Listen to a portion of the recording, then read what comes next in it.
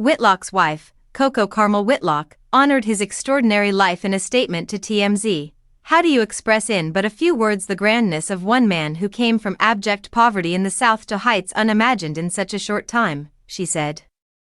"My love Bobby looked at life as an adventure, taking me by the hand, leading me through a world of wonderment from music to poetry and painting. I feel his hands that were so intensely expressive and warm on my face and the small of my back whenever I close my eyes. He is there." Born on March 18, 1948, in Memphis, Tennessee, Whitlock made history as the first white artist signed to Stax Records when he was still a teenager in the mid-1960s. During his time with the legendary label, he performed alongside soul greats including Booker T. and the MGs and Sam and Dave. In 1968, Whitlock joined Delaney and Bonnie and Friends, a group whose collaborators included future Derek and the Dominoes members Eric Clapton, Carl Rattle, and Jim Gordon.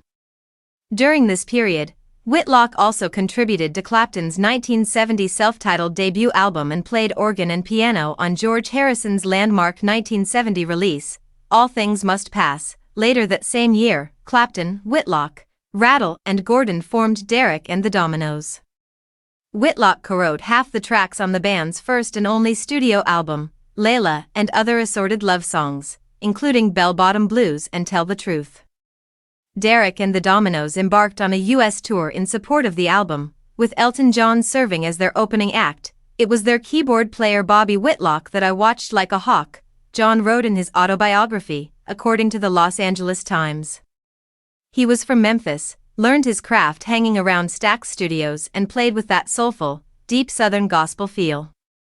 Amid escalating drug use and growing personal tensions within the group, Derek and the Dominoes split in 1971 while in the midst of recording their sophomore album.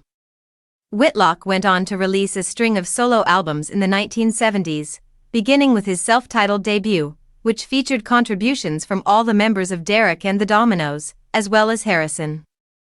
He followed it later that same year with Raw Velvet. As a session musician, Whitlock also appeared on the Rolling Stones' Exile on Main Street, Dr. John's The Sun, Moon and Herbs, and Stephen Stills and Manassas Down the Road.